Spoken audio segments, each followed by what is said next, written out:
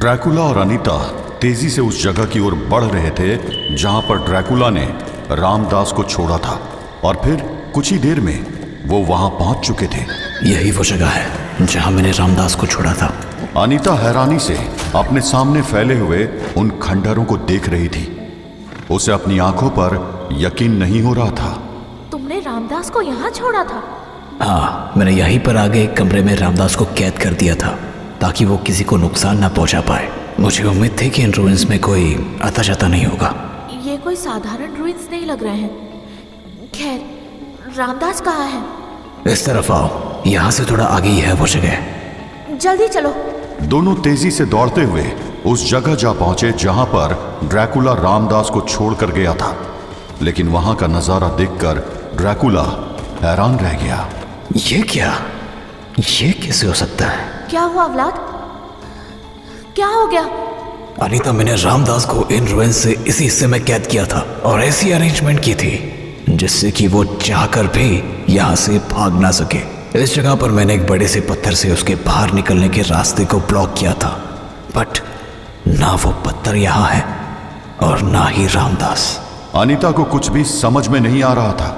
वो रामदास के वहां ना होने का कोई एक्सप्लेनेशन निकालने की कोशिश कर रही थी। तो फिर रामदास यहाँ से निकला कैसे? एक मिनट, वो भी तो तुम्हारी तरह बन चुका है ना?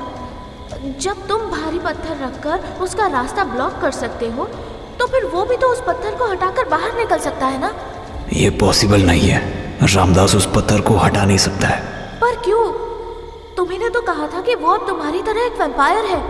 वो एक वैम्पायर बन चुका है, लेकिन अभी उसके अंदर वो पावर्स नहीं आ सकती जो मेरे अंदर है। कम से कम अभी तक तो नहीं। पर क्यों? क्यों नहीं आ सकती है? क्योंकि उसने अब तक ह्यूमन ब्लड नहीं पिया है। क्या? ड्रैकुला समझ चुका था कि अनीता इस समय सही से सोच नहीं पा रही है। रामदास के गायब होने से वो काफी डिस्टर्ब हो चुकी थी और उसकी खुद को संभालने की कोशिशें अब तक सफल नहीं हो पा रही थी। देखो अनीता, मेरी बात सुनो। रामदास अभी पूरी तरह मेरे जैसा मॉन्स्टर नहीं बन पाया है, क्योंकि मैंने उसे अब तक ह्यूमन ब्लड कंज्यूम नहीं करने दिया है।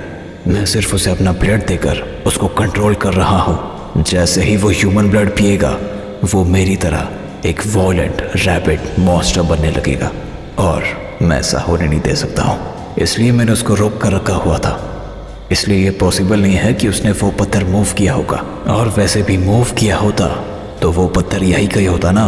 ड्रैकुला के आराम से समझाने से न केवल अनीता का पैनिक थोड़ा कम हो गया, बल्कि वो थोड़ा लॉजिकली सोचने लगी। तुम सही कह रहे हो। पैनिक में मैंने इस बात पर गौर ही नहीं किया। लेकिन अगर इसका मतलब ये है कि उस पत्थर को किसी और ने मूव किया है, तो भी वो यही कहीं होना चाहिए ना, अनलेस कि किसी ने उस पत्थर को उठाकर फेंक दिया हो। वैसे कितना बड़ा पत्थर था वो? करीब 12 फुट ऊंचा और उतना ही वाइड। क्या? फिर तो उसको मूव करना सिर्फ तुम्हारे जैसे सुपरनैचुरल बीइंग के लिए पॉसिबल था। तो फिर किसने और क्यों? अनीता के साथ साथ ड्रैकुला भी कंफ्यूज था।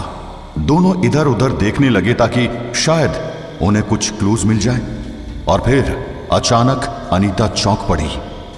व्लाद, व्लाद, जल्दी इधर आओ, फास्ट! क्या हुआ अनीता?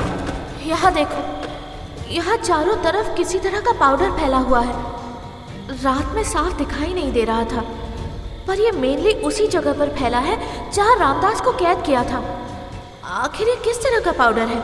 ड्रैकुला आगे बढ़ा और उसने झुककर उस पाउडर का थोड़ा सा सैंपल अपने हाथ में उठा लिया। ये पाउडर जैसी चीज शायद उस समय तो नहीं थी जब मैं रामदास के साथ यहाँ आया था। एक मिनट, शायद मैं जानता हूँ कि ये पाउडर किस चीज का है। इसकी टेक्सचर से तो पता चल रहा है कि ये उसी पत्थर का है। तो क्या इसका मतलब किसी ने उस पत्थर को पाउडर बना दिया? ये कैसे पॉसिबल है? इतने बड़े पत्थर को पाउडर बना देना, और उसने रामदास के साथ क्या किया? कहीं उसने रामदास को भी... अनीता एक डरावनी सोच की गिरफ्त में आ चुकी थी, मगर इससे पहले कि ड्रैकुला उसे कुछ समझाता, अनीता की नजर वहीं पास में बने एक एंशिएंट स्ट्रक्चर की दीवार पर जा पड़ी। एक मिनट, ये यहाँ क्या लिखा है? हड़बड़ाते हुए कदमों के साथ अनीता उस तरफ बढ़ गई। उसके सामने उस खंडहर के एक अवशेष पर गेरू से कुछ लिखा हुआ था।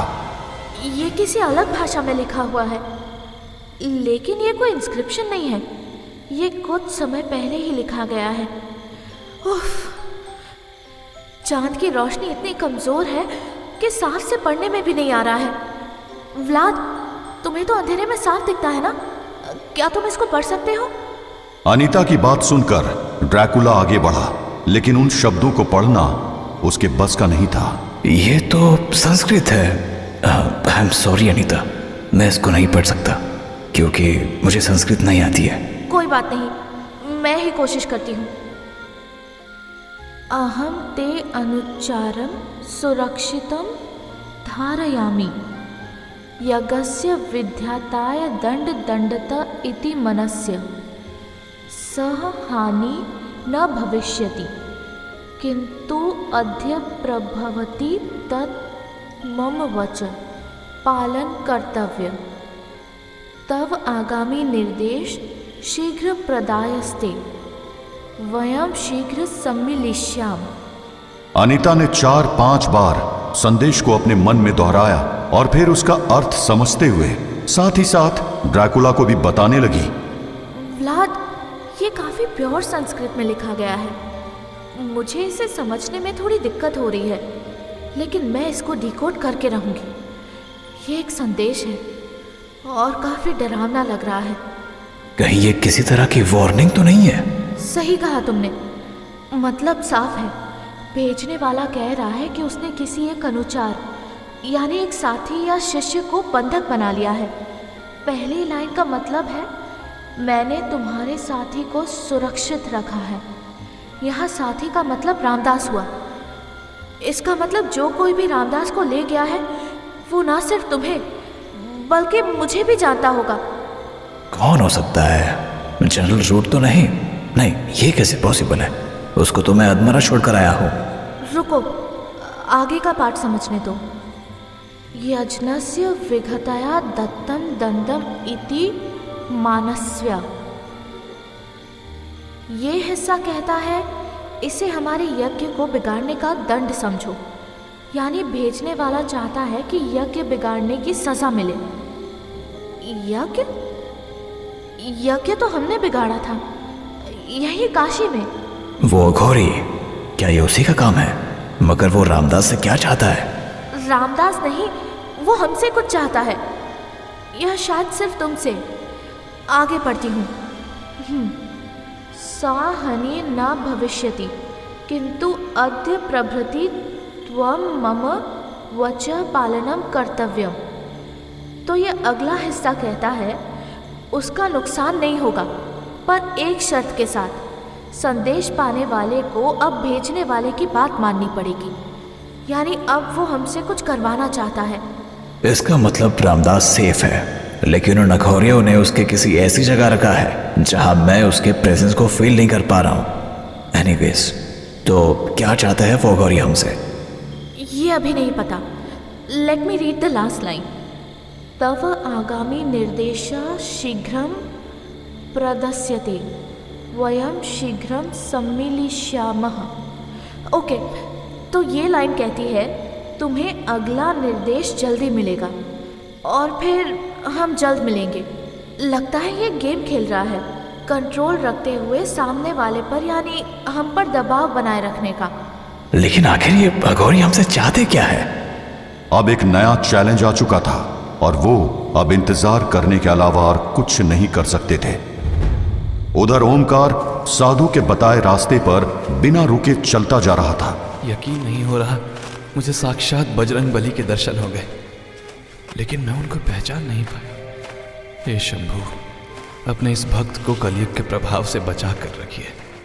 ओमकार चलते चलते एक सड़क के पास पहुंच चुका था।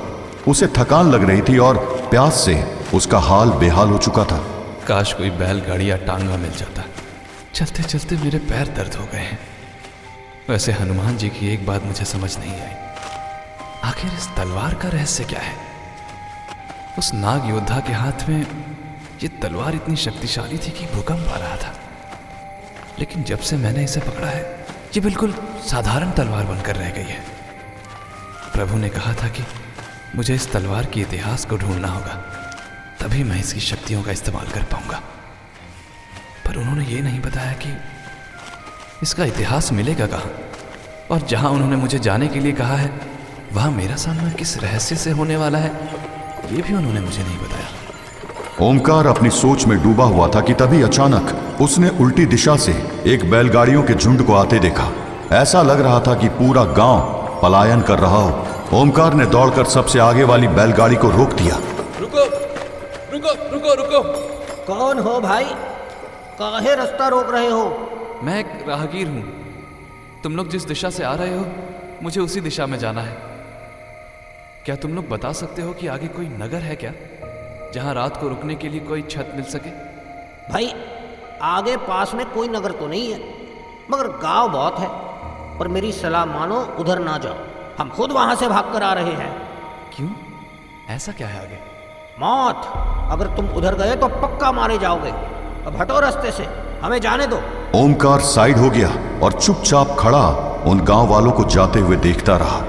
उस गांव वालों की आवाज में उस डर का एहसास हो रहा था, लेकिन फिर उसने अपनी कमर में बंधी तलवार को कस के पकड़ लिया और आगे बढ़ गया उसी दिशा में जहां मौत मौजूद थी।